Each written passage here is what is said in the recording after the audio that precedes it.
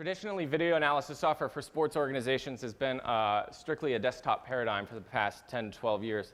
So we're shifting that paradigm onto the web and offering coaches the ability to do it online with all the benefits of networking and sharing, and et cetera. So in order to organize this, clearly I'm going to sort of divide up into 5 categories how to explain the software. The first category is we offer a platform to capture all of the information and then to search through that information to find the relevant video clips you want for a specific game. So essentially, we're taking in video from sports teams and creating a statistical and data model about that game and allowing coaches to search through multiple games, multiple seasons to find those exact points that they want to find.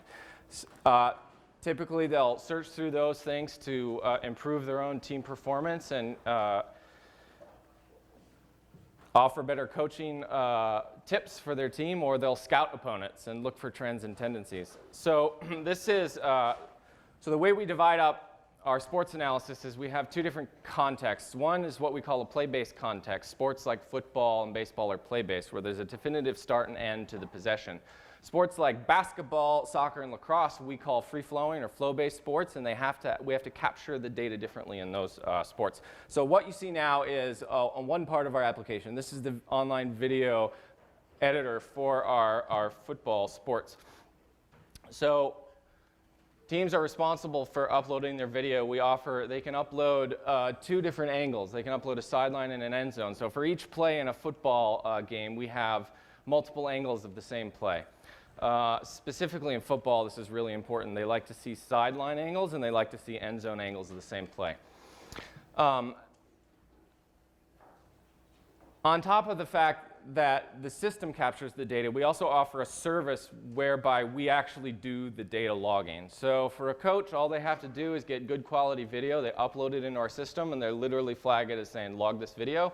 And we have a team of loggers who add data to this. So this, what you see here, is essentially like an editable Excel sheet. So all of this stuff is editable. They add all of the specific data points to each play here, and then that allows them to search for specific situations. So they may want to search for all 4th down situations in a specific area on the field. So they can do that. Oh, there's none for that situation. But they can do that across multiple games, across multiple seasons. So now, to flip this around for our flow-based stuff, we have to tag the data drastically differently. Because lots of different events can happen at the same time, we use what's called a timeline. So as you can see, it looks, if there's any musicians out there, it looks a little bit like a piano roll. So lots of different things happening at the same time. We allow, so there's different ways to get data into this. You can drag and drop data in.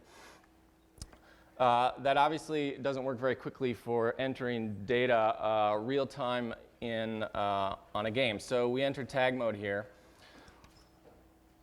And while we're, I'm just going to tag this section of the game. Whoops. So I'm going to bring the cursor to this point in the game. I'm going to press play. And I have a bunch of hotkeys organized with these are sort of root tags that we call them tags. So as you can see in the timeline, it's coding in a tag instance for period. If there happens to be a possession, I'm going to do that. There's a lot of aspect ratio issues here, so sorry about that.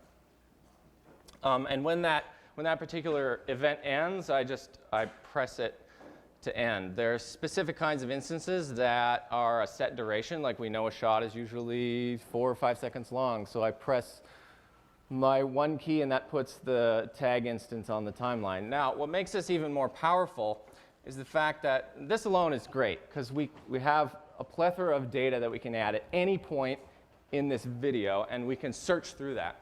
But in addition to that, what we've done is we add metadata to each of these tag instances.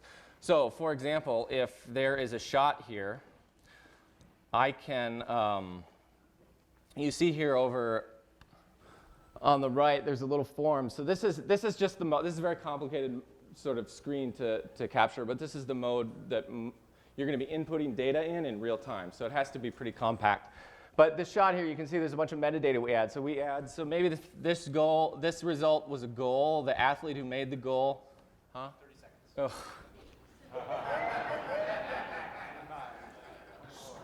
Oh. Okay, so we add that metadata. We can easily search through all that metadata in the filter, and it brings up all the cross sections of these instances. So I'm going to search for Montpellier's possessions, and then all of their shots that were shots on goal, so goals plus saves. I'm going to apply the filter here, and then I'm able to pull up all the cross sections of those tags on the timeline. So, okay. All right. So the reporter was furiously writing notes, and he's holding the microphone. So go ahead and start. Okay, Mike. Tyler, hi, I'm Mike. Hi. I love sports. I think it's a really interesting idea. Educate me a little bit about the market. I haven't played it and haven't coached at any high level. What do people use right now as the solution?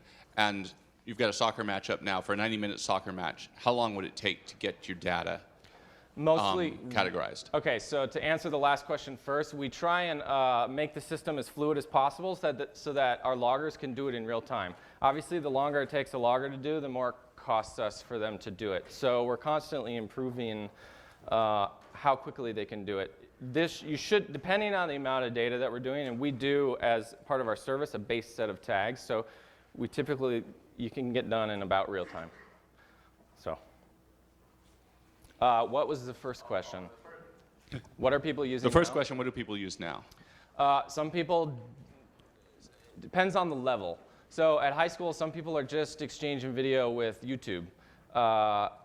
Some people at the college level use really, really expensive desktop software. Like the typical desktop software you'll see for soccer is match analysis, Prozone, stuff like that. But it can be really expensive, and it's all desktop based. So it can run 5 to 10 grand for one license, I think. Yeah, this seems really amazing to me. I really like that it's a web-based technology, of course, too. So I'm wondering, what's your kind of scalability pinch point? Like, how far can you go with new clients and things like that before you're going to have to start scaling up? Our scalability pinch point is the labor involved in logging. So as a base part of our service, we say if you buy a $1,400 package with us, you get, depending on your sport, X number of games automatically logged. So if you upload and you say log this game, it'll automatically be logged. So that's our pinch point. And So then, do you think that there's an opportunity to crowdsource that logging? that's exactly what we're doing. We've talked to a number of companies initially to see if we can go that route with existing crowdsourcing companies, but what we quickly realized is this is such a specific and specialized skill that we're having to build our own crowd. So we're in the process of building out the back end to create our own marketplace for these tasks.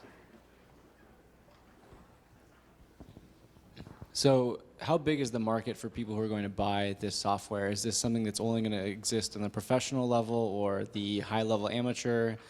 Are you, and I'm not encouraging this, but are you offering this as a free to then paid, or is it paid only?